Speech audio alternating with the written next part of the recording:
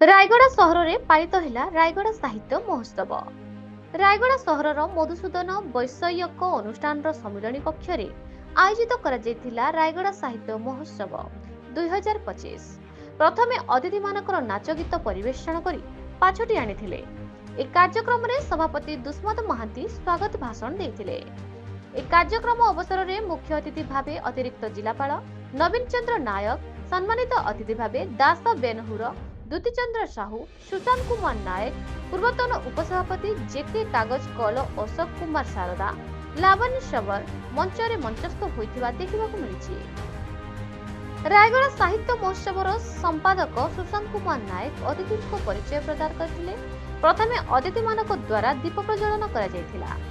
ଦୁଇଟି ନୂତନ ପୁସ୍ତକ ଉନ୍ମୋଚନ କରାଯାଇଥିଲା। ବିଶିଷ୍ଟ ସାହିତ୍ୟ ଦାସ ବେନହୁରଙ୍କ ରାୟଗଡ଼ା ସାହିତ୍ୟ ସମ୍ମାନ ପ୍ରଦାନ କରାଯାଇଥିଲା।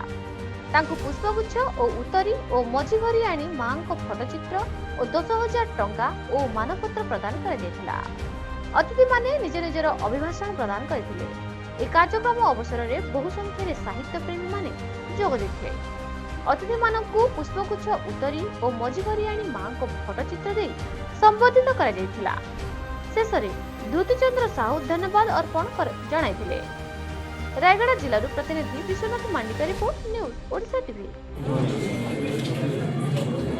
ଯେଉଁ ମାଟିରେ ସୂର୍ଯ୍ୟଙ୍କର ପହିଲି କିରଣ ପଡ଼ି ଏକ ନୂତନ ସକାଳର ବାର୍ତ୍ତା ଦିଏ, ଯେଉଁ ମାଟିର ଗନ୍ଧ ବାସନା ମୋତେ ଆହ୍ଲାଦିତ କରେ, ଯେଉଁ ମାଟିରେ ପ୍ରବାହିତ ବଂଶଧାରା ଝଞ୍ଜାବତୀ ନାଗାବଳୀର ବିନମ୍ରତା ମୋତେ ପ୍ରଭାବିତ କରେ, ଯେଉଁ ମାଟିର ନିୟମଗିରିର ଦାମ୍ଭିକତା ମୋତେ ଉତ୍ସାହ ଯୋଗାଏ, ଆତ୍ମବିଶ୍ୱାସ ସୃଷ୍ଟି କରେ, ଯେଉଁ ମାଟିର ଘଞ୍ଚ ବନାନୀର ବାସ୍ନା ମୋତେ ବିମୋହିତ କରେ, ସେ ମାଟି ହେଉଛି ପବିତ୍ର ମାଟି।